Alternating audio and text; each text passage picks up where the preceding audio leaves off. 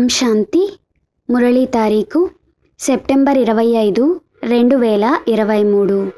మధురమైన బాబా చెప్తున్నారు, మీఠే బచ్చే, మీ గడప వద్దకు ఎవరు వచ్చినా వారికి ఎంతో కొంత జ్ఞాన దానమునివ్వాలి. మొదట ఫారం నింపించండి, తర్వాత ఇద్దరు తండ్రుల పరిచయమునివ్వండి అంటున్నారు బాబా. ప్రశ్న: ఇంద్రజాలికుడైన తండ్రి చేసే ఇంద్రజాలమేది? జవాబు: ఇంద్రజాలికుడైన తండ్రి చేసే ఇంద్రజాలాన్ని చూడండి. నేను ఇంత ఉన్నతమైన తండ్రిని, మీకు సేవ చేసేందుకు వచ్చాను. నేను మీకు పుత్రుడిగా కూడా అవుతాను. పిల్లలైన మీరు నాకు సమర్పణ అవుతే నేను మీకు 21 జన్మలకు సమర్పణ అవుతానని అంటారు. ఇవన్నీ అద్భుతమైన విషయాలు. తండ్రి మిమ్ములను ఎంతో ప్రేమగా చదివిస్తున్నారు. మీ మనోకామనలన్నీ పూర్తి చేస్తారు. మీ నుండి ఏ విధమైన ఫీజు అంటే రుసుము మొదలైనవి తీసుకోరు. వారిని రాజా రమజ్బాజ్ అంటే మనసును రంజింపచేయువారు అని అంటారు. పాట: ఎవరైతే తండ్రి జతలో ఉంటారో వారిపై వర్షము. ఓం శాంతి. ప్రియుడు మరియు వర్షము. తండ్రి జతలో ఎవరుంటారో వారిపై వర్షం కురుస్తుంది. ఇది ఎటువంటి వర్షము? దీనిని జ్ఞాన వర్షము అని అంటారు. జ్ఞానాన్ని ఎవరు వర్షిస్తారు? జ్ఞాన సాగరుడు. ఈ పాట పాడిన వారికి కానీ తయారు చేసిన వారికి కానీ దీని అర్థము కొంచెం కూడా తెలియదు. మీరు భాగ్యశాలి జ్ఞాన నక్షత్రాలు. మీరు జ్ఞాన సాగరుని పిల్లలుగా అయ్యారు. అందువలన మిమ్ములను జ్ఞాన నక్షత్రాలని అంటారు. తండ్రి నుండి జ్ఞానం తీసుకుంటున్నారు. జ్ఞానానికి ఎల్లప్పుడూ ఒక లక్ష్యం ఉంటుంది. జ్ఞానము ద్వారా ఏదో ఒక ప్రాప్తికి దారి లభిస్తుంది. ఇప్పుడు అనంతమైన తండ్రి ద్వారా అనంతమైన వారసత్వాన్ని తీసుకోవాలని పిల్లలైన మీకు తెలుసు. వారు పారలౌకిక తండ్రి. మీ వద్దకు ఎప్పుడైనా ఎవరైనా కొత్త జిజ్ఞాసువు వస్తే వారు ఫారం నింపేందుకు భయపడతారు. కావున వారికి అర్థం చేయించాలి. ఎందుకంటే వారు మీ వద్దకు వచ్చారంటే పాపం వారికి ఎంతో కొంత లభించాలి అని చెప్తున్నారు బాబా. జ్ఞానంలో చాలా నిరుపేదలు. మీ వద్ద జ్ఞాన అథారిటీ ఉంది. నంబర్ వారీగా కొంతమంది ఫుల్ పాస్ అవుతారు, కొంతమంది తక్కువగా అవుతారు. మా వద్ద జ్ఞాన రత్నాల రాశి ఉందని మీకు నష అయితే ఉంది కదా. జ్ఞాన సాగరులు ఏ భవనంలోనూ అయితే ఉండరు కదా. ఒక చిన్న గుడిసెలో ఉంటారు. అదే వారికి ఇష్టం. ఎవరైనా మేము ఫారం నింపము అనంటే కనీసం మీ పేరైనా వ్రాయండి, మేము మా పెద్ద బెహెన్జీ గారికి ఫలానా వారు వచ్చారని చూపిస్తామని చెప్పండి. ఏదో కొంత అర్థం చేసుకునేందుకే కదా వచ్చారు. కనీసం పేరైనా వ్రాయండి. లౌకిక తండ్రి పేరు కూడా వ్రాయాల్సి ఉంటుంది. వారు వ్రాసిన తరువాత మీకు 2 తండ్రులు ఉన్నారని అర్థం చేయించండి. ఒకరేమో లౌకిక తండ్రి, రెండవ వారు పారలౌకిక పరమపిత పరమాత్మ. తండ్రి అని ఎప్పుడైతే అంటున్నారో వారి పేరు వ్రాయండి. పరమపిత అంటున్నప్పుడు వారు అందరికీ తండ్రే. ప్రతి ఒక్కరికి లౌకిక తండ్రి పారలౌకిక తండ్రి ఇరువురు ఉంటారు. భక్తి మార్గంలో కూడా 2 తండ్రులు ఉన్నారు. సత్య త్రేతాయుగాలలో లౌకిక తండ్రి మాత్రమే ఉంటాడు. ఇప్పుడు పారలౌకిక తండ్రి పేరును కూడా తలవరు. ఈ విషయాలు పిల్లలైన మీరు అర్థం చేసుకొని తర్వాత ఇతరులకు అర్థం చేయించాలి. ఈ విషయాలు ఎంతో సులభంగా మీకు అర్థం చేయించబడతాయి. గాడ్ ఫాదర్ అని ఎవరినంటారో వారు పరలోకంలో ఉంటారు. సత్య త్రేతాయుగాలలో పారలౌకిక తండ్రిని స్మృతి చేయరని బుద్ధికి తోస్తున్నది. ఇక్కడైతే అందరూ స్మృతి చేస్తారు. కావున లౌకిక తండ్రి పేరు వ్రాశారు. ఇప్పుడు ఆ పారలౌకిక తండ్రి పేరు కూడా వ్రాయండి అని జిజ్ఞాసులకు అర్థం చేయించాలి అని చెప్తున్నారు బాబా. జీవాత్మలందరూ పారలౌకిక పరమపితనే స్మృతి చేస్తారు. వారు ఒకే ఒక్కరు. ఆత్మ ఎలాగైతే నిరాకారమో అలా వారు కూడా నిరాకారులే. వారికి ఎలాంటి సూక్ష్మ శరీరం కానీ స్థూల శరీరం కానీ లేదు అని చెప్తున్నారు బాబా. వారిని సర్వవ్యాపి అని అనలేరు. లౌకిక తండ్రిని ఎప్పుడూ సర్వవ్యాపి అని అనలేరు. సర్వవ్యాపి అన్నందున వారసత్వం లభించగలదా?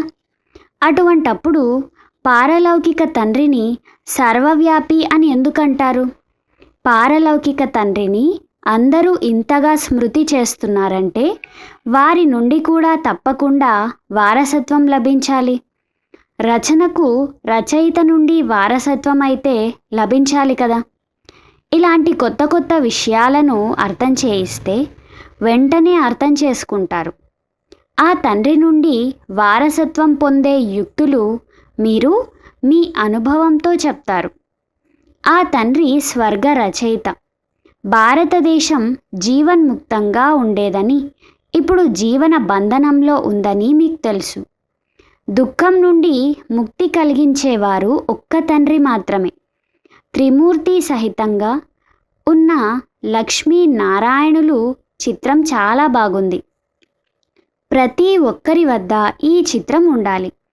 ఈ లక్ష్మీనారాయణులు భారతదేశంలో ఆది సనాతన దేవీ దేవతలుగా ఉండేవారని, సత్యయుగానికి అధికారులుగా ఉండేవారని చిత్రం చూపించి అర్థం చేయించండి.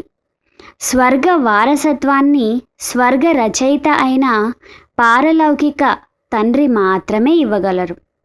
ఎవరైనా ఫారం నింపకపోయినా ఈ విషయం వ్రాయడమైతే సులభమే కదా. ఇద్దరు తండ్రులున్నారు. ఇరువురి నుండి వారసత్వం లభిస్తుంది. లక్ష్మీ నారాయణుల జీవిత చరిత్ర కానీ వారి పిల్లలు మొదలైన వారి జీవిత చరిత్ర కానీ లేనే లేదు. కృష్ణుణ్ణి బుట్టలో ఉంచుకొని తీసుకువెళ్లారని, అలా జరిగిందని ఇలా జరిగిందని చెప్తారు. మంచిదే. ఈ లక్ష్మీ నారాయణులకు రాజ్యం ఎక్కడ నుండి లభించింది? తప్పకుండా ఆది సనాతన దేవీదేవత రాజ్యం ఉండేది. అందులో మొట్టమొదటి నంబర్లో లక్ష్మీ నారాయణులున్నారు. వారికి ఈ స్వర్గ వారసత్వము ఎవరిచ్చారు? ఈ ప్రజాపిత బ్రహ్మ కూడా కూర్చొని ఉన్నారు. వారసత్వమైన లక్ష్మీనారాయణ చిత్రము బ్రహ్మ ముందే నిలబడి ఉంది. ఆ తరువాత కల్పవృక్షం వద్దకు తీసుకురండి. అక్కడ రాజయోగ తపస్సు చేస్తున్నారు. ఈ తపస్సు ద్వారా ఈ లక్ష్మీనారాయణులుగా అవుతారు. ఇది అర్థం చేయించడం చాలా సులభం అని చెప్తున్నారు బాబా. లక్ష్మీనారాయణుల భక్తులకు అర్థం చేయించడం చాలా సులభం. ఇప్పుడు లోపలకు ఎవరైనా వస్తే ఏదో కొంత శిక్షణ తప్పకుండా ఇవ్వవలసి ఉంటుంది. మీ ద్వారా ఈ వేశ్యలు, ఆటవిక స్త్రీలు మొదలైన వారందరి ఉద్ధారం కూడా జరగాలి. అయితే మీలో ఇప్పుడు అంతటి శక్తి లేదు. బాబా అర్థం చేయిస్తున్నారు. మీరు మీ పతులకు కూడా బూబూ చేస్తూ ఉండండి. స్త్రీ తమ పతిని కూడా ఇలా అడగవచ్చు, మీ లౌకిక తండ్రి పేరు తెలపండి అంటే పతి తన తండ్రి పేరు తెలుపుతాడు. తెలిపిన తరువాత సరే పారలౌకిక తండ్రి పేరు తెలపండి. ఎవరినైతే మీరు గడియ గడియ జన్మ జన్మాంతరాలుగా స్మృతి చేస్తూ వచ్చారో వారి నుండి మీకు తప్పకుండా ఎక్కువగానే లభిస్తుంది కదా. లక్ష్మీ నారాయణులను స్మృతి చేసినందున ఏమీ లభించదు అని మీ పతికి వివరించండి. ఇప్పుడు తండ్రి వచ్చి మీకు ఎంత సేవ చేస్తున్నారు. ఏమీ అడగకుండానే మిమ్ములను చదివిస్తున్నారు. మిమ్ములను స్వర్గంలోకి తీసుకువెళ్తాను రండి అని పిలుస్తున్నారు. మీ మనోకామనలన్నీ పూర్తి చేశారు. నరనారాయణుల చిత్రం కూడా ఉంది కదా. అయితే లక్ష్మిని పూజిస్తారు. లక్ష్మి ద్వారా ధనం లభిస్తుందని భావిస్తారు. ఇవన్నీ భక్తి మార్గంలోని విషయాలు. లక్ష్మి స్త్రీ కదా, ధనం ఎక్కడ నుండి తెస్తుంది? వారికి ధనం లభించేది తప్పకుండా పతి నుండే కదా. పూజారులకు ఈ విషయాలు కొంచెం కూడా తెలియదు. పిల్లలైన మీరు అర్థం చేయించాలి. ఇంతకు ముందు మనము ఏం చేస్తూ ఉన్నామో కూడా మీకు తెలుసు. కొద్దిగా కూడా అర్థమయ్యేది కాదు. ఇప్పుడు అన్ని విషయాలు బాగా తెలుసుకున్నారు. కృష్ణ జన్మాష్టమి పండుగ వస్తే ఉదయమే లేచి కృష్ణునికి పాలు తాగిస్తారు, ఊయలలో ఊపుతారు. రాత్రిపూట పూరి, పాయసం మొదలైనవన్నీ తినిపిస్తారు. ఇంతలోనే పెద్దవాడై పూరి తిని కీరు తాగేంత పెద్దవాడైపోయాడా? ఇవన్నీ అర్థం చేసుకోవాల్సిన విషయాలు కదా. ఈ రాధాకృష్ణులే మళ్ళీ లక్ష్మీ నారాయణులుగా అవుతారని మీకు తెలుసు. శివబాబా వీరికి ఈ పదవిని ఇప్పిస్తారు. శివునికి ఎప్పుడూ పూరి, పాయసం తినిపించరు. కేవలం వారికి పాలతో అభిషేకం చేస్తారు. ఇప్పుడు శివబాబా అయితే నిరాకారులు. వారికి నామరూపాలే లేవు. అయితే పాలతో అభిషేకం చేయడంలో అర్థమేమి అని చెప్తున్నారు బాబా. వారికి ఏమీ తినిపించరు. వారు నిరాకారులు కదా. శ్రీకృష్ణునికైతే రొట్టె మొదలైనవన్నీ తినేందుకు నోరుంది. శివునికి ఈ పదార్థాలేవీ పెట్టరు. శంకరునికి పెడతారు, శివునికి పెట్టరు. శంకరునికైతే ఆకార రూపం ఉంది కదా. ఇరువురు ఒక్కరే అవ్వజాలరు. ఇప్పుడు బాబా ఎంత గొప్ప జ్ఞానమునిస్తున్నారు. ఇవన్నీ ఎంతో రహస్యమైన విషయాలు. గోపికలైన మీరు శివబాబాకు చెందినవారు. శివబాబాను శివ బాలకుడని కూడా అంటారు. మీరు శివుణ్ణి కొడుకుగా ఎందుకు చేసుకున్నారని కూడా శివబాబా అడుగుతారు. వారసత్వం కొడుకుకు ఇవ్వబడుతుంది. మొదట మీరు సమర్పణ అవ్వండి. అప్పుడు శివబాబా మీకు సమర్పణ అవుతారు. తండ్రి పిల్లలకు సమర్పణ అవ్వడం కూడా ఉంది. అయితే మీరు ముందు బలిహారం అవ్వండి, తర్వాత నేను సమర్పణ అవుతానని అంటారు. సమర్పణ అవ్వడం అనగా వారిని మీ పుత్రునిగా చేసుకోవడం, వారిని పాలన చేయడం. ఇవి ఎంత అద్భుతమైన విషయాలు. మాతలున్నారు కదా, పురుషులు కూడా శివ బాలకుని తమ వారసునిగా చేసుకుంటారు. శివబాబాను ఇంద్రజాలికుడని అంటారు కదా. లక్ష్మీ నారాయణులు ఇంద్రజాలికులు కారు. ఇవి చాలా గుప్తమైన విషయాలు అని చెప్తున్నారు బాబా. వీటిని ఏ ఒక్కరో అర్థం చేసుకోగలరు, అపరోక్షంగా కూడా తెలుపుతారు. పిల్లలైన మీరు అనుభవీలుగా అయ్యారు. బాబాకు సాక్షాత్కారాలు జరిగాయి, కానీ మమ్మాకు ఎలాంటి సాక్షాత్కారాలు జరగలేదు. అయినా మమ్మ అందరికంటే తీవ్రంగా వెళ్ళింది. సాక్షాత్కారాలు అందరికీ జరగవు. సాక్షాత్కారమైన వారిలో చాలామంది ఈరోజు లేనేలేరు. సాక్షాత్కారంతో ఎలాంటి సంబంధము లేదు. ఇవి ధారణ చేసి చేయవలసిన మధురమైన విషయాలు అంటున్నారు బాబా. ఇంద్రజాలికుడు బాగా రంజింపజేయువాడు కదా. ఇంద్రజాలికులు చాలా చురుకుగా ఉంటారు. బత్తాయి పండ్లు తీసి చూపిస్తారు, తల కోసి మళ్ళీ అతికిస్తారు. పూర్వం చాలా ఇంద్రజాలాలు చూపించేవారు. బాబా మహిమయే గాయనం చేయబడుతుందని పిల్లలైన మీరు ఇప్పుడు తెలుసుకున్నారు. మీ లీలలు అపారం, మీ గతిమతి భిన్నమైనదని తండ్రికి చెప్తారు. తండ్రి ఎంత శ్రీమతమునిస్తున్నారు. శ్రీమతము ద్వారా మిమ్ములను శ్రేష్ఠ దేవతలుగా తయారు చేస్తున్నారు. నిరాకార శివబాబాను శ్రీశ్రీ అని అంటారు. లక్ష్మీ నారాయణులను ఇంత శ్రేష్టంగా ఎవరు తయారు చేశారు? తప్పకుండా వారికంటే శ్రేష్టమైన వారుగా ఉంటారు కదా. మనుషుల నుండి దేవతలుగా తయారు చేసే విద్యను బాబా నుండి మనము నేర్చుకుంటున్నాము. ఇప్పుడు సీతలైన మీరందరూ రావణుణ్ణి జైలులో శోకవాటికలో దుఃఖమును అనుభవిస్తున్నారు. రామరాజ్యంలో దుఃఖము ఉండనే ఉండదు. కనుక ఎవరి నుండి వారసత్వం లభిస్తుందో వారిని స్మృతి చేయాలి కదా. మనము ఆత్మలమని కూడా అంగీకరిస్తారు. మీ లౌకిక తండ్రి పేరు చెప్పండి, పారలౌకిక తండ్రి పేరు ఏమిటి అని అడగండి. తండ్రిని సర్వవ్యాపి అనైతే అనరు. తండ్రి అనగా వారసత్వం ఇచ్చువారు. అనంతమైన తండ్రి నుండి అనంతమైన వారసత్వం లభిస్తుంది. ఇప్పుడు దానినంతా రావణుడు లాక్కున్నారు. అందుకే మాయను జయిస్తే జగజ్జీతులవుతారని మహిమ చేయబడుతుంది. మాయపై విజయం పొందాలి. మనస్సు తుఫాను వంటి గుర్రం, చాలా సతాయించేందుకు ప్రయత్నిస్తుంది. బాబా ఇప్పుడు మీ బుద్ధికి వేయబడిన తాళాన్ని తెరిచేశారు. రైట్ ఏదో రాంగ్ ఏదో ఇప్పుడు మీరు అర్థం చేసుకోగలరు. ఈ ప్రపంచం ఇప్పుడు పరివర్తన అవుతుందని మీరు అర్థం చేయించవచ్చు. మహాభారీ యుద్ధము తప్పకుండా జరగనున్నది. అందులో అందరూ వినాశనమవుతారు. యాదవులు మిసైల్స్ ద్వారా తమ యాదవ కులాన్ని నాశనం చేసుకుంటారు. పాండవ కులం జయించనున్నది.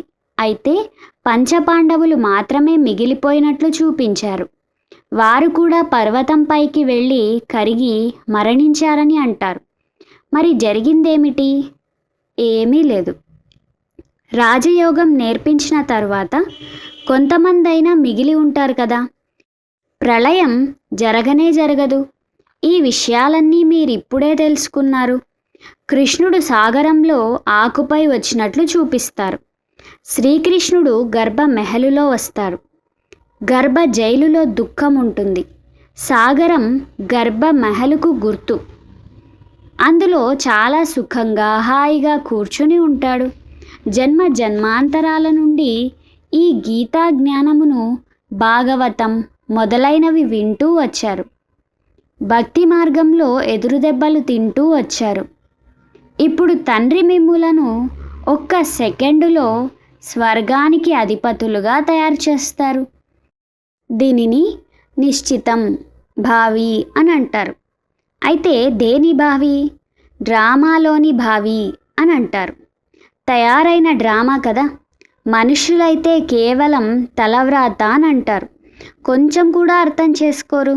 కాబట్టి ఎవరైనా వచ్చినప్పుడు మొట్టమొదట ఇద్దరు తండ్రులున్నారని అర్థం చేయించండి. పారలౌకిక తండ్రి స్వర్గ రచయిత. వారు స్వర్గ వారసత్వాన్ని ఇచ్చారు. ఇప్పటికీ 5000 సంవత్సరాల క్రితం స్వర్గం ఉండేది. ఇప్పుడిది నరకం. మళ్ళీ మీరు వారసత్వం తీసుకోవచ్చు. మేము కూడా అనంతమైన తండ్రి నుండి వారసత్వం తీసుకుంటున్నామని చెప్పండి. ఈ భారతదేశం భగవంతుని జన్మభూమి. ఎలాగైతే ఇబ్రహీం, బుద్ధుడు మొదలైన వారికి తమ తమ జన్మభూములున్నాయో అలా ఇది భగవంతుని జన్మభూమి. తండ్రి వచ్చారని, వారసత్వం ఇస్తున్నారని పిల్లలైన మీకు తెలుసు. పిల్లలైన మీరు దయాహృదయులుగా అవ్వాలి. ఎవరికైనా ఇది అర్థం చేయించడం చాలా సులభం. పారలౌకిక తండ్రి పరిచయాన్ని ఇవ్వాలి. పారలౌకిక తండ్రి ఒక్కసారి మాత్రమే వస్తారు. వారి స్మృతి ద్వారా మేము స్వర్గ వారసత్వాన్ని తీసుకుంటున్నాము. ఇది చాలా సులభం. ఇటువంటి మాటలు బాగా ధారణ చేసి ఇతరులకు అర్థం చేయించండి అంటున్నారు బాబా. దానం చేయండి. పారలౌకిక తండ్రి స్వర్గ రాజ్యమును ఇస్తారు. లక్ష్మీ నారాయణులకు ఇచ్చారు కదా. ఈ సూర్యవంశీ లక్ష్మీ నారాయణుల తండ్రి ఎవరు?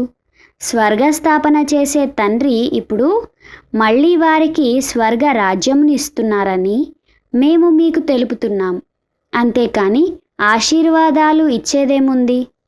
అచ్చా, మధురాతి మధురమైన అపురూపమైన పిల్లలకు మాతాపిత బాబ్దాదాల ప్రియ స్మృతులు మరియు గుడ్ మార్నింగ్. ఆత్మిక పిల్లలకు ఆత్మిక తండ్రి నమస్తే. हम रूहानी बच्चों की रूहानी माता पिता बाप दादा को याद प्यार गुड मॉर्निंग और नमस्ते नमस्ते नमस्ते. ధారణ కొరకు ముఖ్య సారము.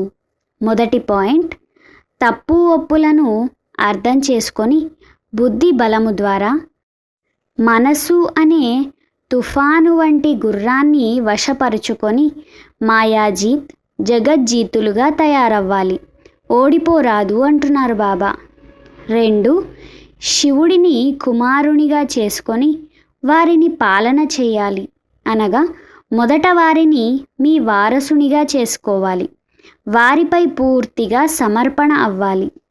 వరదానము: ఉల్లాస ఉత్సాహాల ద్వారా విఘ్నాలను సమాప్తం చేసే బాప్ సమాన్ సమీప రత్న భవ.